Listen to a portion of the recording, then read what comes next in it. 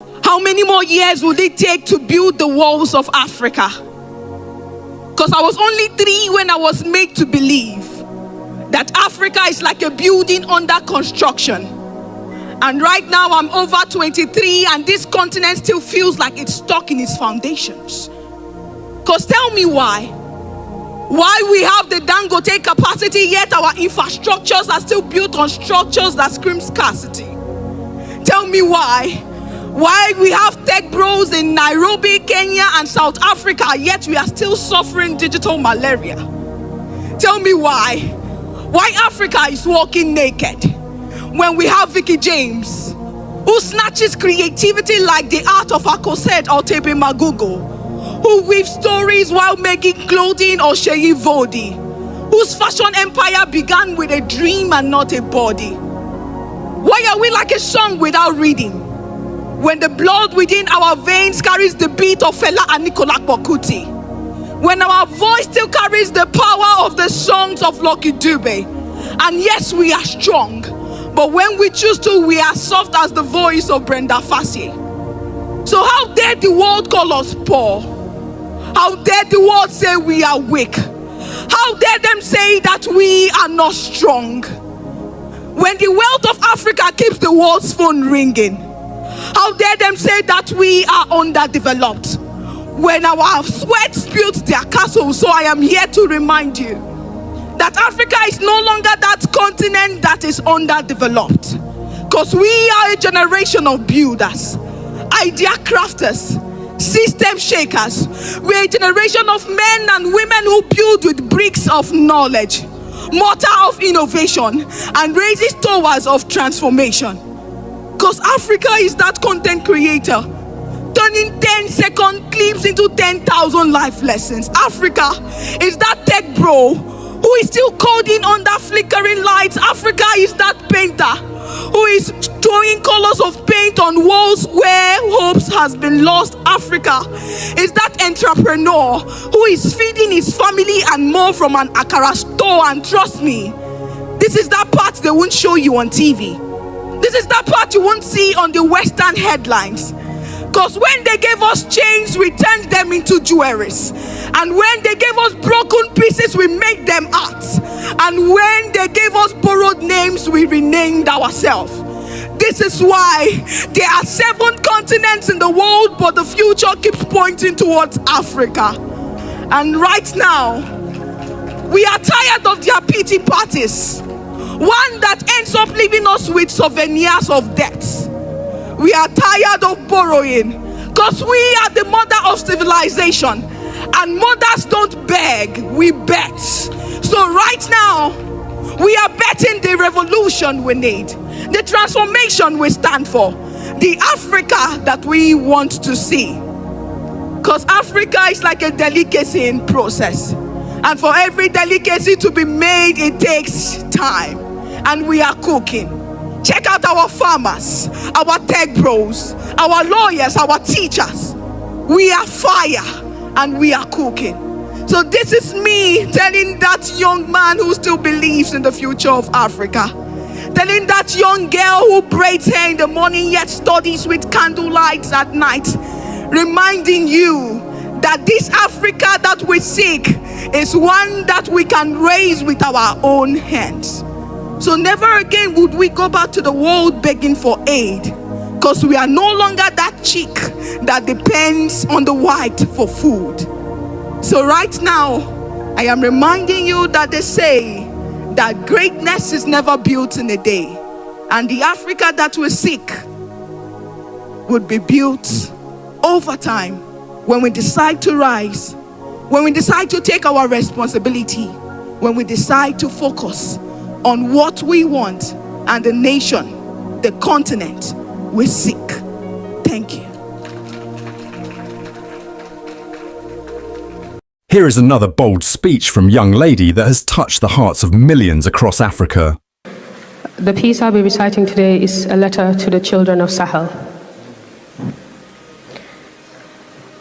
Have you met her? The Sahel. She carries weight, walks with grace, possesses power, homes the most beautiful people. On her shoulders rest her nations. On her lands, her minerals. She is beautiful. She is strong, confident, rich and smart. She wouldn't let the chaos fill her mind. She reminds us, as I read this letter, to keep her safe. That nothing in this world would break us. That she stands firm to rise beyond borders, to rise beyond enemy lines, to remain and unbroken, to remember that her land keeps memories, sad and happy ones. But she implores us to fight and never back down. There is hope to healing, strength, prayers. This is for you. Regardless of shackles, regardless of truths, regardless of lies, regardless of people, this letter is for you.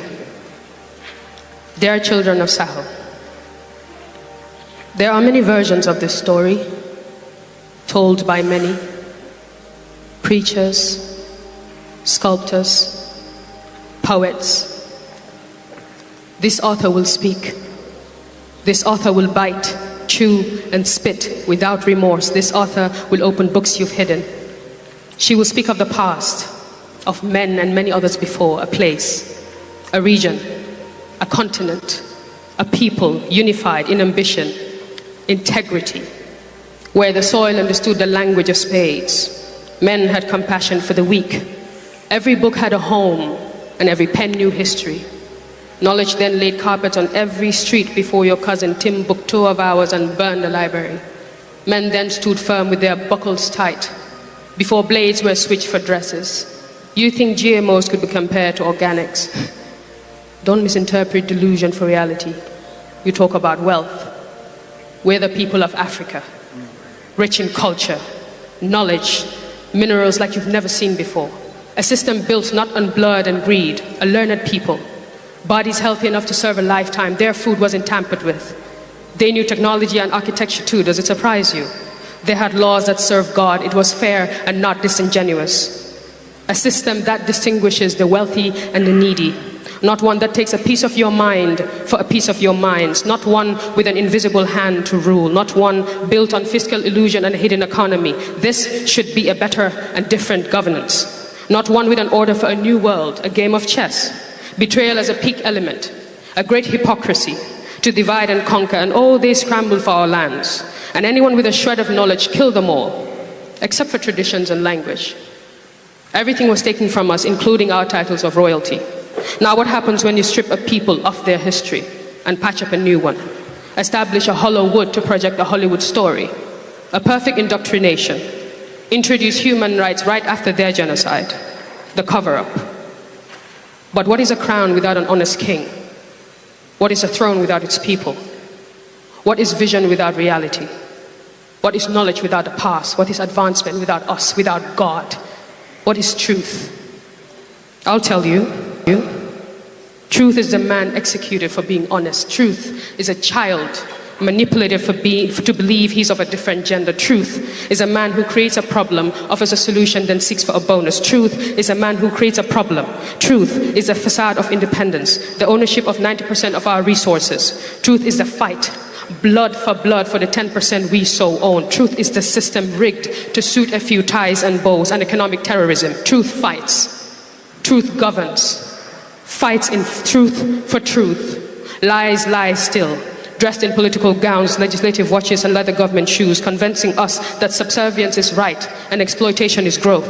Lies create middlemen to pursue an agenda. I see lies as a bowl of poison, decorated with ugly power. I see lies as an intrusive thought, hell-bent on punishing my thoughts for thinking right thoughts. I see lies as a soldier working against my mind to dig out God's words in exchange for sinning contracts. Lies aren't always a beautiful picture with sparkles and pearls hanging by your bedroom door. Lies are also a prison you do not know of. They said our freedom cost too much. Well, they couldn't afford it. They also said they could be our light. Well, how could they possibly protect us when they hide in the dark? These lies. Listen, how much poison do we take until we can't anymore?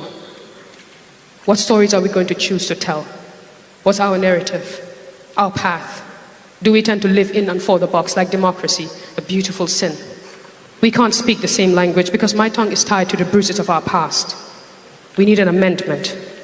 The shackles of this prison and the foreseen doom of our future, like a retired body language, I am tired of rooting their rules. How are you going to teach me leadership skills when your pillars are broken? How are you going to teach me rights when you can't right the wrongs? When you right the wrongs, when you right the wrongs. God made us locks impenetrable. He made us shadows to walk on all sides but never against us. Take a look at the mirror and tell me you are not beautiful. Understand you're worth more than pricing.